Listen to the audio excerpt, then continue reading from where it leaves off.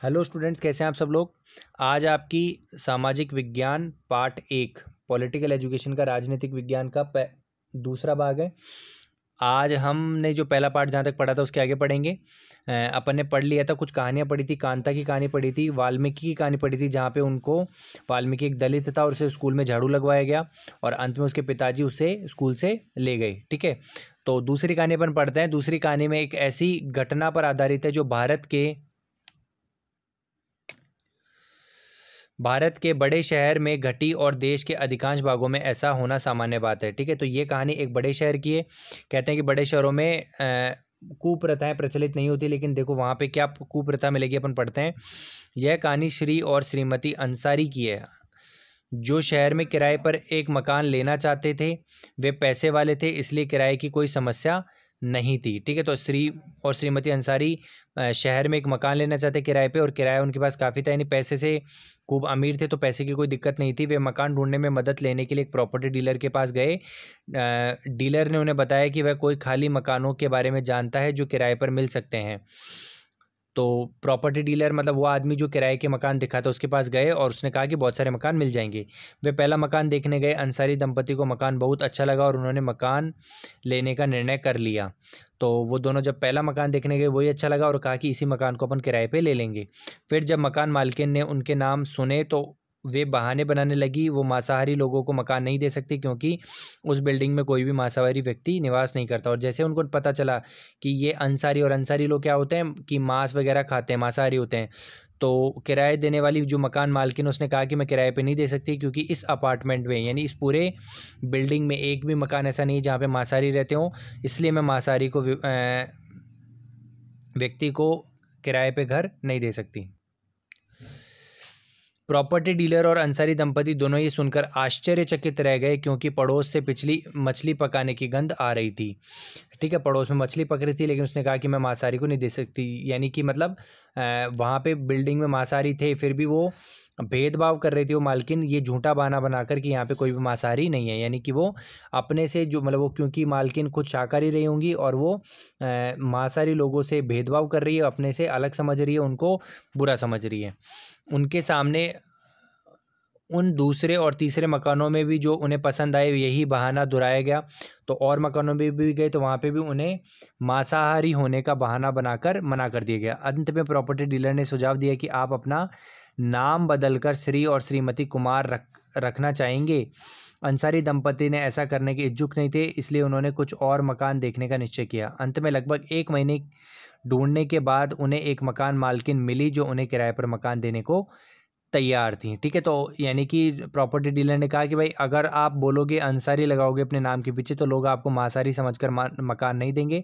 इससे बढ़िया है कि आप अपना नाम बदलकर कुमार रख दिए, क्योंकि कुमार वे लोग होते हैं जो शाकाहारी होते हैं, इस कारण आप लोग आपको शाकाहारी समझेंगे और आपको मकान किराए पे मिल जाएगा। लेकिन श्रीमती अंसारी जो भी दंपति थे वो ऐसा इच्छुक नहीं थे, वो अपनी आइडेंटिटी, अपना नाम छिपाना नहीं चाहते थे, उन्हें अपने नाम पे गर्व था, इसलिए उन्होंने कहा कि हम अपना नाम नहीं बदलेंगे और मकान ढूंढते रहे। और 1 महीने की कड़ी मेहनत के बाद उन्हें कोई ऐसा एक मकान मालकिन मिली जो उन्हें मांसाहारी होने के बावजूद भी मकान देने को तैयार हुई। यानी उन्हें सिर्फ एक उनके मांसाहारी होने के कारण ही 1 महीने तक मकान नहीं मिला। ये एक असमानता है जो हमारे कई शहरों में प्रचलित है। लोग जो मांस खाते हैं तो शाकाहारी लोग उनसे घृणा करते हैं और उनसे खुद को अलग समझते हैं। चलिए आगे बढ़ते हैं। मानवीय गरिमा का मूल्य। मानवीय गरिमा मतलब इंसान का आदर, उसका सम्मान, उसका मूल्य होता है। हर इंसान का कुछ आदर सम्मान होता है, उसकी कोई गरिमा होती है। लोग हमको किसी भी इंसान की मानवीय गरिमा को ठेस नहीं पहुंचाना चाहिए। अब तक आप समझ गए होंगे कि प्राय कुछ लोगों के साथ असमानता का व्यवहार बस इसका कारण होता है कि उनका जन्म किस जाति, किस लिंग या किस धर्म में हुआ है, वे उच्च वर्ग के हैं, मध्यम के या निम्न वर्ग के। तो अभी तक अपन ने देखा कि कांता के साथ व्यवहार क्यों हुआ, क्योंकि वो गरीब थी। वाल्मीकि के साथ क्यों ऐसा व्यवहार हुआ, असमानता का व्यवहार क्यों हुआ, क्योंकि वो निचली जाति का था। और अंसारी के साथ ऐसा क्यों हुआ, क्योंकि वो मुस्लिम धर्म का था और मांस मच्छी खाता था, इसलिए उसको नहीं दिया गया मकान। तो सबके साथ असमानता का व्यवहार हुआ। ओम प्रकाश वाल्मीकि और अंसारी परिवार के साथ असमानता का व्यवहार जातिगत और धर्मगत कारणों से हुआ। जब लोगों के साथ असमानता का व्यवहार होता है तो उनके सम्मान को ठेस पहुंचती है ओम प्रकाश वाल्मीकि तथा अंसारी दंपति के साथ किए गए व्यवहार के कारण उनकी गरिमा को ठेस पहुंची। गरिमा मतलब मान सम्मान। ओम प्रकाश वाल्मीकि को उनकी जाति के कारण स्कूल में झाड़ू लगवाकर शिक्षकों और छात्रों ने उनके सम्मान को बुरी तरह आहत किया और उन्हें महसूस कराया कि वे विद्यालय के अन्य छात्रों के समान नहीं है, कमतर है। ठीक है, तो स्कूल में जैसे झाड़ू लगाया तो उन्हें लगा कि भाई वो समान नहीं है, लोगों बाकी बच्चों से छोटे हैं, निचले वर्ग को बिलोंग करते हैं। बच्चा होने के कारण ओम प्रकाश वाल्मीकि स्वयं इस बारे में कुछ अधिक नहीं कर सकते थे क्योंकि बच्चे थे, किंतु जब उनके पिता को अपने बेटे को झाड़ू लगाते देखा तो उन्हें इस असमान व्यवहार पर क्रोध आया और उन्होंने शिक्षकों के समक्ष विरोध प्रकट किया।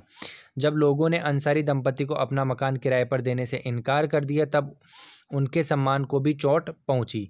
ठीक है, फिर जब प्रॉपर्टी डीलर ने उन्हें नाम बदलने का सुझाव दिया तो उनके आत्मसम्मान को ऐसा करने का रोक दिया और उन्होंने सुझाव को ठुकरा दिया। तो इस तरीके से मांसाहारी लोगों को जब वो मकान मतलब अंसारी को किराए पे नहीं मिला तो उनके आत्मसम्मान को ठेस पहुंची कि भाई हमने ऐसे धर्म में जन्म लिया तो हमारी कोई गलती नहीं है, हम सब लोगों के बराबर हैं। ठीक है, और प्रॉपर्टी डीलर ने जब उन्होंने कहा कि अपना नाम बदल दो, उन्हें अपना आत्मसम्मान ज़्यादा प्यारा लगा और उन्होंने मना कर दिया कि हम अपने आत्मसम्मान को तोड़कर अपनी गरिमा को ठेस पहुंचाकर अपना नाम नहीं बदलेंगे। ओम प्रकाश और अंसारी दंपति के साथ ऐसा व्यवहार नहीं होना चाहिए था। वे उसी सम्मान और गरिमा के हकदार थे जो अन्य व्यक्तियों को मिलती है। तो ऐसे ही असमानता हमारे देश में नहीं होनी चाहिए। अब बात करते हैं भारतीय लोकतंत्र में कैसे समानता है, यानी भारत का संविधान कैसे सबको समान बनाता है।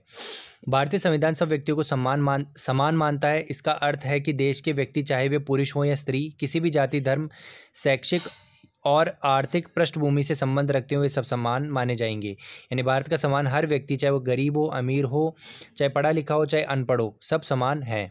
लेकिन इसके बाद भी हम यही कह सकते हैं कि असमानता खत्म हो गई है। यह नहीं कह सकते कि असमानता खत्म हो गई है क्योंकि ये कानून बनने के बाद भी कई जगह पे समाज में असमानता दिखाई देती है, जो अपन ने उदाहरण अभी कहानियों में पढ़ा। यह खत्म नहीं हुई है, लेकिन फिर भी कम से कम भारतीय संविधान ने सब व्यक्तियों को समानता के सिद्धांत को मान्य किया गया है। लेकिन संविधान ने कम से कम सबको बराबर बना दिया, ये भी एक बहुत बड़ी बात है हमारे लिए। जहाँ पहले भेदभाव और दुर्व्यवहार लोगों की रक्षा करने के लिए कोई कानून नहीं था, अब अनेक कानून लोगों के सम्मान तथा उनके साथ समानता के व्यवहार को सुनिश्चित करने के लिए मौजूद है।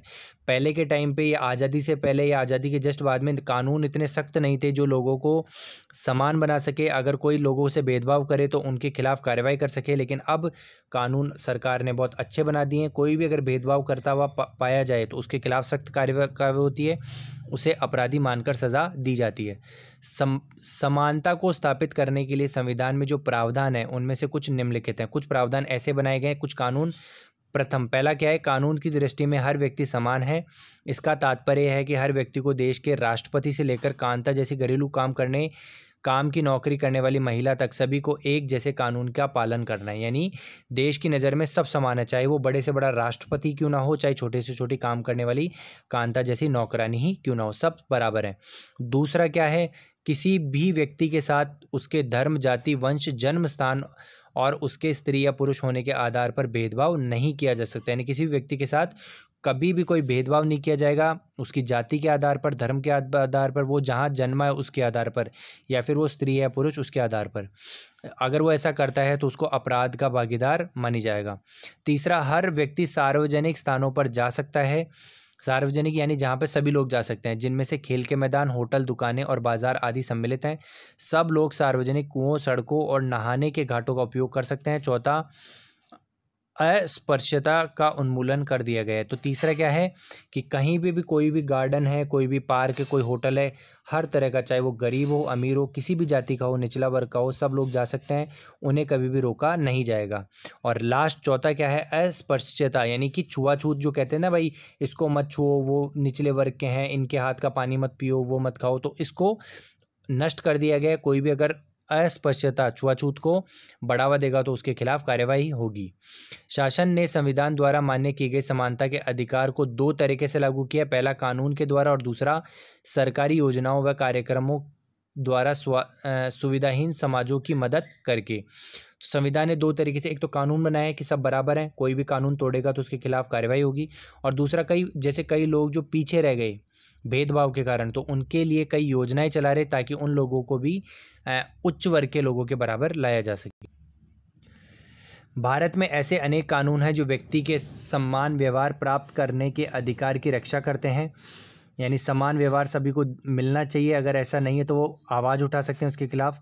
कानून के साथ साथ सरकार ने उन समुदायों जिनके साथ सैकड़ों वर्षों तक असमानता का व्यवहार हुआ, उनका जीवन सुधारने के लिए अनेक कार्यक्रम योजनाएं लागू की हैं। ये योजनाएं ये सुनिश्चित करने के लिए चलाई गई हैं कि जिन लोगों को अतीत में अवसर नहीं मिले वह अब उन्हें अधिक अवसर प्राप्त हों। यानी कि अभी मैंने बताया कि कई योजनाएं ऐसी हैं जो लोग जिनके साथ भेदभाव होता था तो वो पीछे रह गए, वो बढ़ नहीं पाए, पढ़ नहीं पाए, आगे शिक्षा प्राप्त नहीं कर पाए, गरीब रह गए, तो उनको ऊपर उठाने के लिए सरकार कई योजनाएं चलाती हैं।